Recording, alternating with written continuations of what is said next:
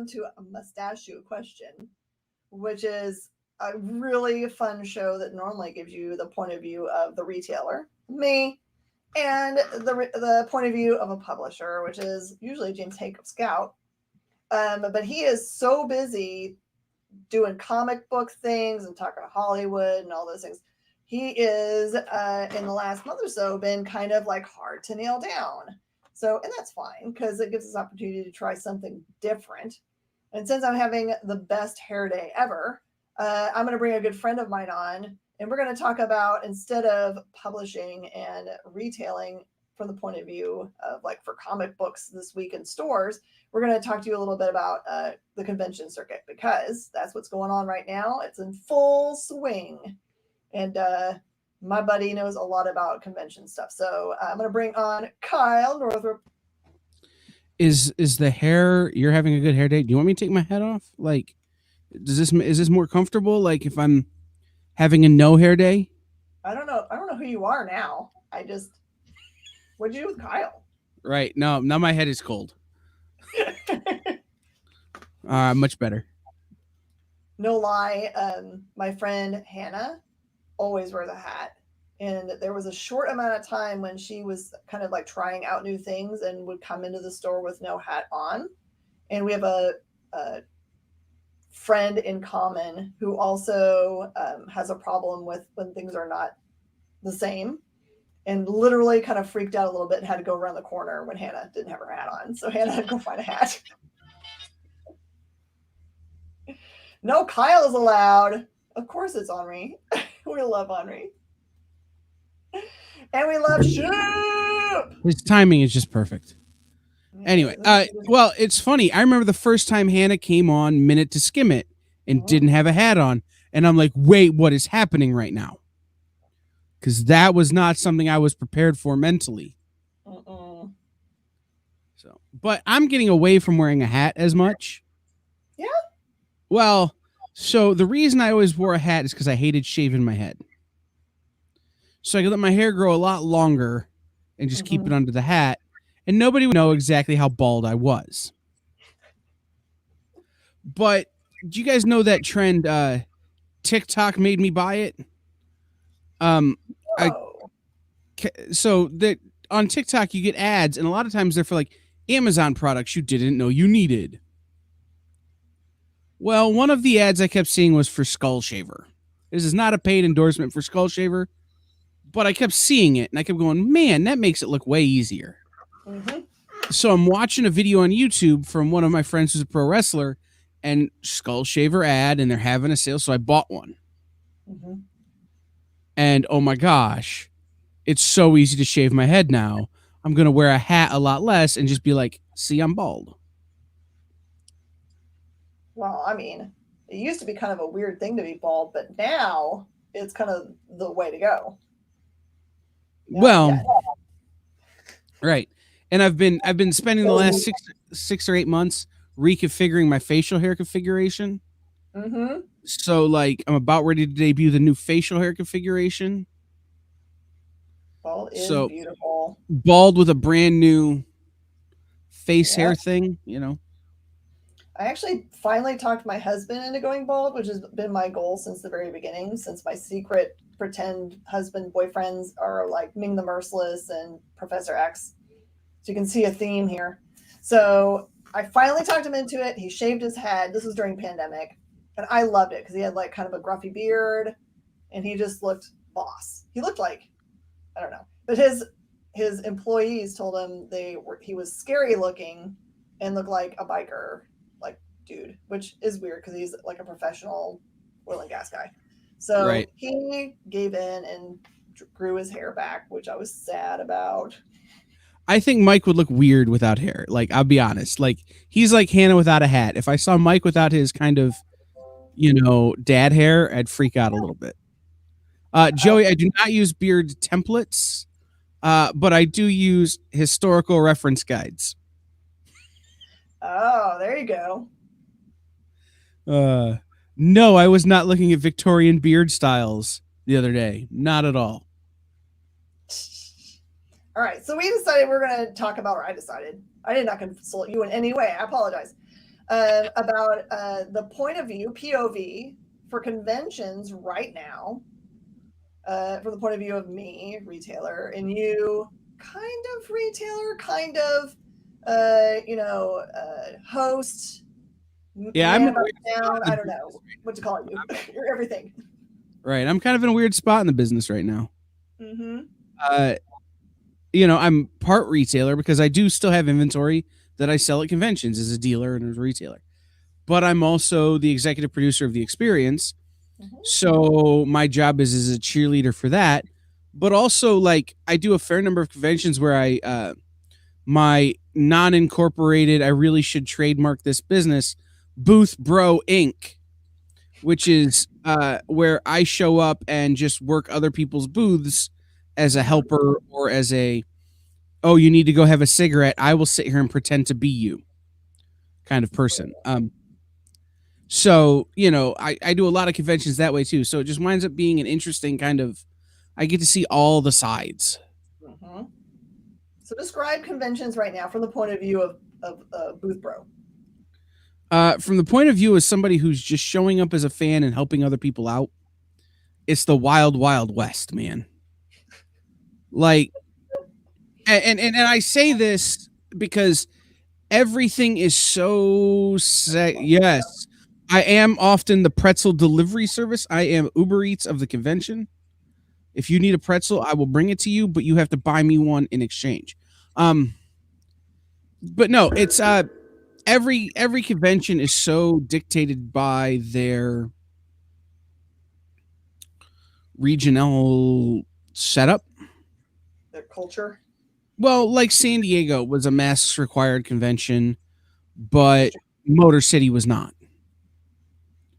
That kind of stuff. So it's an interesting, you know, interesting kind of thing that you have to really pay attention when you're going to a convention so that you don't get there and you're not hung out to dry or you're not taken aback by whatever the requirements are.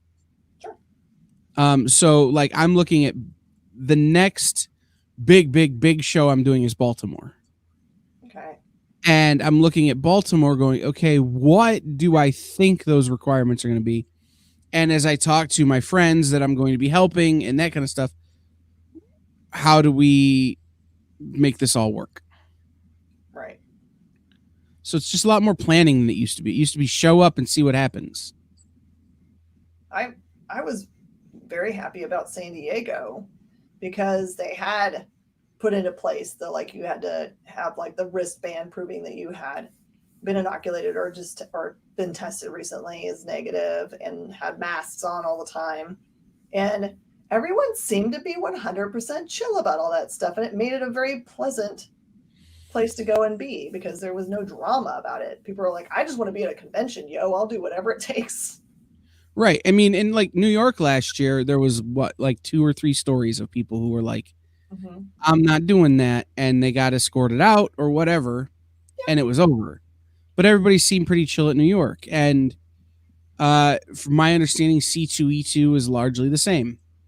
Mm-hmm. They had their rules and everybody seemed to follow them. And the few people who didn't just kind of went away quietly. So What's weird is that as a community of comic book people, the idea of wearing a mask should not be very foreign because we like to cosplay. So just like we're cosplaying as people trying to avoid getting, well, but like not everybody can cosplay as Sub-Zero where it makes total sense. I mean, that was like I thought about when I used to be in much better shape than I am now. I would cosplay as Bane. Yes. I'm not in good enough shape now to do it, but I thought about trying to get back in shape to cosplay as Bane just for the mask. There you go. That's a lot of work. Who needs that much time in the gym? Yeah. I could eat pizza or I could go to the gym. I'll take pizza. The other thing I've kind of noticed about conventions right now is that you've got this weird dichotomy, right? We're finally getting out and finally getting to shop, which is why I go to conventions. I like looking at stuff. But also, we're right on top of this crazy R named thing called recession. So it's what I've kind of seen, and this is bizarre, is that I saw a lot of high-end buying. I don't know if people are like, the stock market's crappy, so I'm going to put it into something that historically has always done well over time. Uh, or just maybe more people became like serious collectors over the pandemic. I'm not 100% certain. But yeah, it's less likely to be people digging through $2 boxes and more likely, can I see that Hulk 181 on your wall, and being serious about asking about seeing it. I don't know. Did you see that at conventions you went to? I have. And it's interesting because, like, you and I have talked about this. When I was doing conventions pre-pandemic, I would set up 60 short boxes, books 3 for $5. Yeah. Right. And now I take 4 short boxes, and the cheapest book I have is $100. Yep. Like, it's a different buyer's market, because I do think people are understanding that always going up thing, even if you can't always get out. And the example I have is that I have a couple of AF-15s in my collection. Those always go up. Now, could I get out of them what they're worth at the moment? No. But they're always going up. Mm-hmm. So at the end of the day, is it better to own that and have it always go up, or to buy a bunch of $2 books and hope one of them pops for 20? You know, it's a speculation game, really. But the thing I'm seeing is that people know what they want, they know what the keys are, they know what the important books are, and they're willing to spend the money on them because they recognize that they're going to get what they love. And if someday what they love needs to also make them a mortgage payment, they can do that. That's so true. Hi, Jay. Welcome. There's this book, Rich Dad, Poor Dad. It's a free book that you can buy, or you can find. And Joey, my answer is always TMNT number 1. Not a hotkey right now, just a hotkey always. But anyway, with Rich Dad, Poor Dad, it talks about breaking down your financial decisions in ways that will make more sense long term. So it's, if a house is not an asset, it's a liability. But if you buy a house and rent it, it's both. And so you can turn your assets into liabilities and your liabilities into assets. And so if you want to buy a Maserati, buy a house that you can rent to someone, and then use the money from the rental to pay for the Maserati. And I'm using that as a real high-end example, but for me, it's if I want to buy an Amazing Spider-Man number 1, well, maybe I'll buy a TMNT number 4, and then wait 6 months and sell it, and put that money towards, keep flipping my inventory around, working towards my goal of owning 1 book. Yeah. And Joey, another good answer to that question is just to keep shopping around and kind of know what the price point of any known key or minor key is kind of marketing for. And if you find it at some good percentage below that in the condition that you like, I say always, if you have the money and you're looking to invest, that's the time, because any good hotkey or minor key is probably going to be grabbed up fairly immediately if it's at a decent price. So you cannot be like at the booth and be like, I'm going to think about this. Because when you walk away, the person that was standing behind you that saw you poke at it, who would have maybe never noticed it before. I've seen this happen where someone's just standing there looking at other stuff and someone says, how much is that thing? And then it gets shown to them. They're like, I'm going to think about it. And then as soon as they walk away, the person that's standing there says, can I also see that thing? I will take it. Because it's just like antiques, right? The best time to buy an antique is when you see it. Because you're not going to find another one. But this one's a little bit different because you might find it again. But I don't like Key Collector because it's not generally an accurate representation of the actual market. It's a representation of the speculator market. I mean, it's a good tool to have. Don't get me wrong. But it often says that new books are worth a lot of money when they're not. They're worth the paper they're printed on, because in a year they're not going to be worth anything. So the key is actually just building a good base of knowledge, knowing what keys are, knowing what good books are. For instance, I said TMNT number one. Well, TMNT number one is, one of those that everybody can remember, Teenage Mutant Ninja Turtles, right? Or Fantastic 448 or Hulk 180. It's having a kind of a base knowledge of what good keys are, and then just kind of monitoring what the market is on them. I never don't know what ASM 50 is going for. Right? Like, just because that's one of those books that I constantly am buying and selling.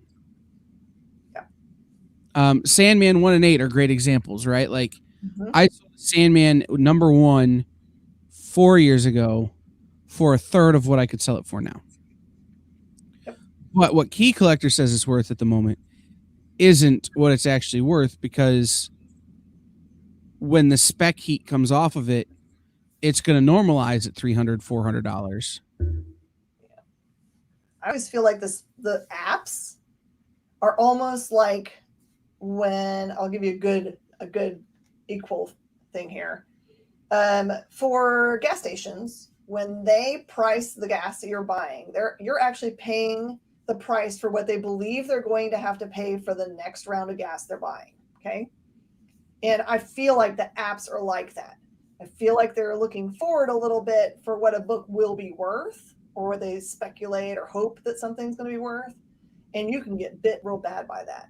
I think a better indicator is the old tried and true, looking up lowest price first in the condition you're seeing on eBay, because that market is like up to date all the time. I mean, it Right. really is like what a common man is willing to pay for this book, and you can see exactly what it sold for in the last month, and what it sold for yesterday, and what one's being auctioned for right now, and make a good decision based on that.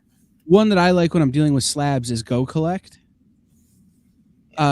Because it's literally just tracking eBay sales. And it's talking about what people are actually paying, not what people are asking. I'm making an example. I have the Kevin Eastman exclusive Haunted Highons number one. Right here next to my desk. Signed by Twisted, Dirk Manning, and Kevin Eastman. I can ask $1 billion for that book. That ain't what that book's worth.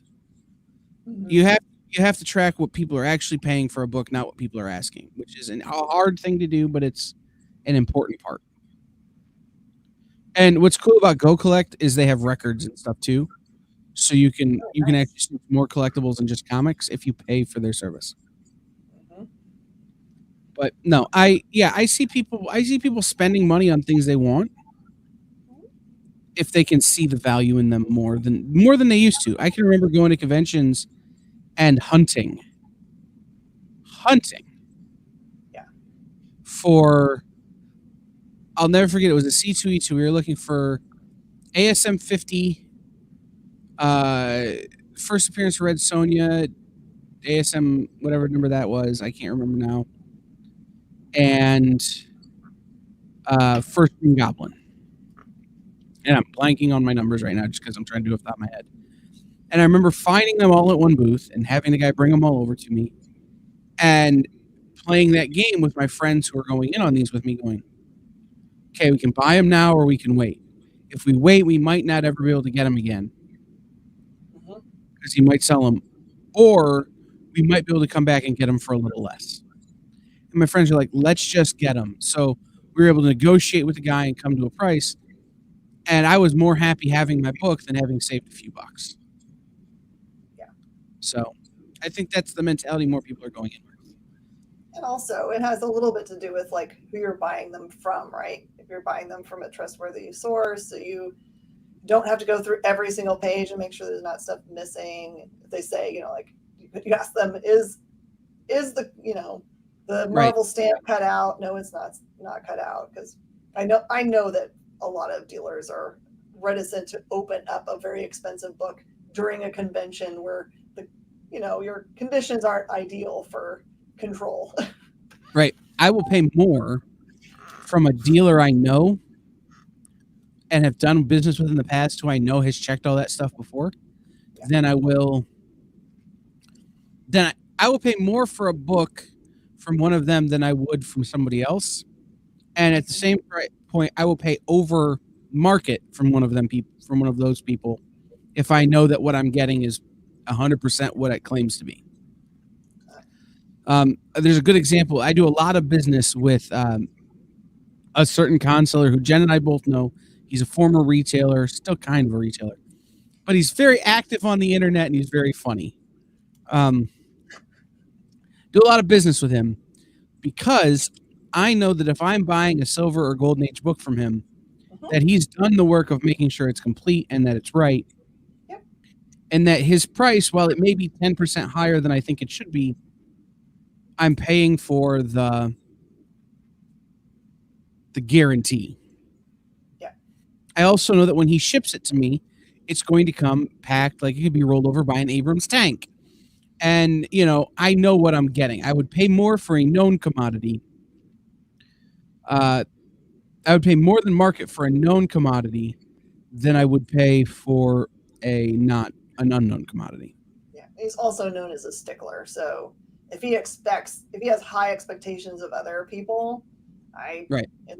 My experience with him is that it also transfers to, hit what he's selling.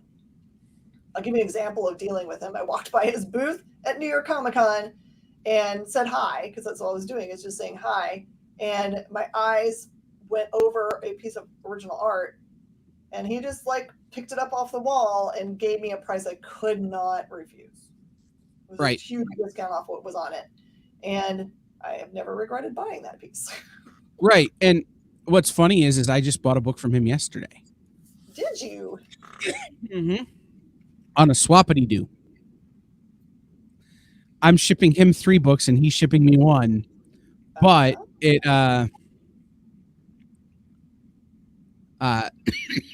it's a good deal. I'm going to own I've never. All right, JD's asking a really hard question here.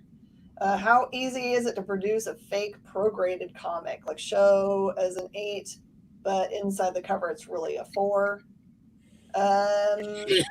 It's not that hard to crack one. It's hard to produce a cracked one that has a matching CGC code. It's easy to go back and check on them because all of the CGC codes are registered and have all the information and grading notes on them. So it should be easy to look that up, especially you do that if it's an especially expensive book. Right. It's like impossible to fake a graded book because there are so many checks and balances. Right? Am I breaking? A little bit. I can see my internet is going with this. It's being poopy. Yes. So it's like impossible to fake because real people who know are going to do the checks, right? They're going to pull the codes. They're going to scan it. They're going to look at the notes. They're going to look at all the things. Could you buy a encapsulation kit, make something and put on your own wall and have it look good? Sure. But if you're doing business, it's really hard. Now, I will say this. I quite like something that CBCS does, which is the checkmark system. Yeah. So what they will do is they will say this book presents as an 8, but it's actually a 4. Which is the cover is really nice, but it's missing 2 pages. Yeah. Or something. Like it looks really nice, but it's not. Which I think is a good stepping stone in the business of grading. To say this is what it looks like, but this is the thing you don't know. Yeah. All right, it's time for us to wrap it up by doing our must ask you question, which usually has nothing to do with comic books necessarily at all, but just regular get to know you questions. So, okay, I know something about you that people might find interesting. That you are in fact a trivia whiz. So other than your very nearly successful runs to get on Jeopardy, what other trivia things have you conquered? So yes, I like your answer, JD. I appreciate that. My goal is only always a 7. So yeah, I've successfully auditioned for Jeopardy twice. I've passed the test more times than that. I at one point was the 6th ranked Sporkle Live bar trivia. Sporkle's a national company, like you can play it in almost every city, but they do live pub trivia every night of the week, basically. I was the 6th ranked player in the country at one point, playing by myself, which was super fun. But my favorite trivia story, and it brings it back around to comic books, is I once won $500 in pizza gift certificates. So keep in mind, well, not real money, $500 in pizza gift certificates by knowing the Giants Causeway as a land formation of rock in in Ireland because of the movie Hellboy. Nerd knowledge for the win. I was the only person who knew that place, and because of Hellboy.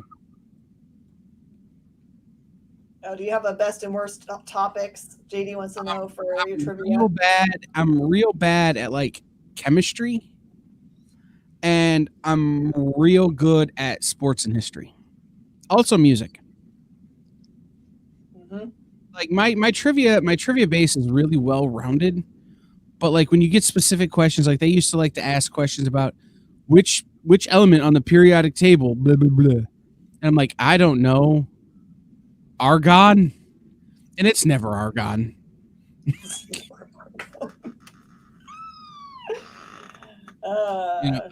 My actual trivia goal is to get on that show, The Chase. There you go. I would watch the crap out of that. That would be. I want you to go up against the Beast. I don't know if I like the new formula as much. In the old days, the guy who was the Beast on The Chase would play. There was a big trivia quiz online that you could play. You would go in and you'd play a quiz a day, and anybody in the world could log in and play the same quiz. And routinely, he would be number 1 and I would be number 2, or I would be number 1 and he would be number 2. And then Ken Jennings started playing, and we both started coming in third. Like, it got ugly there after a little while, and then it stopped because, people stopped wanting to pay for it. So, poop. Yeah, but it was a good time. Like I really enjoy playing trivia and doing trivia questions, doing trivia games, but very few people want to play with me anymore. They don't like to feel the burn of utter defeat. Right. They either want to be on my team and then get angry when I tell them they're wrong, or they don't want to play against me. So it gets frustrating. So I had to stop playing for a long time. And my answer to that question is I have no appreciable trivia skills because my husband and I become old people and watch Jeopardy at night. But I'm really, really, really remarkably good at guessing the Final Jeopardy answer. I'm pretty good at it. If I make a guess, I'm often right. It's true, Joey. I am the worst kind of smart person. Like, all right, Ship, you're on. We will find a place to play a trivia game together. But no, like that's the other thing, right? About trivia that's interesting is that you never stop learning trivia. No. Your base changes. So like I just went through a period where I spent a lot of time learning trivia about the 6 presidents between Lincoln and Roosevelt, who technically don't qualify for either political party anymore. And so I learned all of this useless trivia about that. And I forgot important things like, how to figure out the tip on a check at a restaurant. I don't know. I suspect Ship is secretly super smart. Oh, no. Ship and I can go round and round on stuff. It's pretty fun. So, Ship, I challenge you to a duel of British maritime law.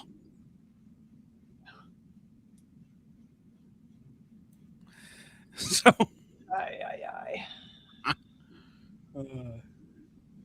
no, but I love trivia. All right, that was nice. We have run out of time, and I got to get back to selling toys.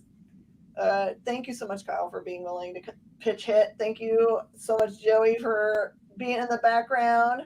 Sorry, my mustache doesn't do what James does. And I plucked my hair, so I don't really have one rolling right now.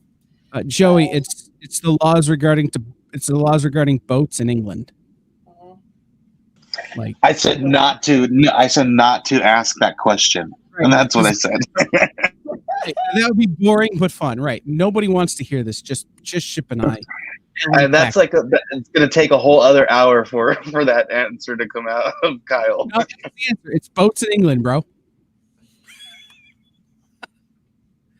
All right. To that end, thank you guys so much for being here in the middle of the day. I know it's kind of right in the middle of the workday for a lot of you guys. And thank you so much. You guys have been really great about sharing out the show and subscribing and recommending us to your friends. We love you guys for that. We have no idea if what we're doing is helpful unless we see viewership grow. So help us with that. If you know some people you think might benefit from these shows, that would be awesome. All right, everybody. We'll see you guys next week for Mustache You Question, and hopefully I can get Hake to tell us all the things he's been making deals for in Hollywood. It's always my total goal to make him spill beans he's not supposed to spill. As in every single interview I do, that's always my goal. And I will see you guys next week. Bye, y'all.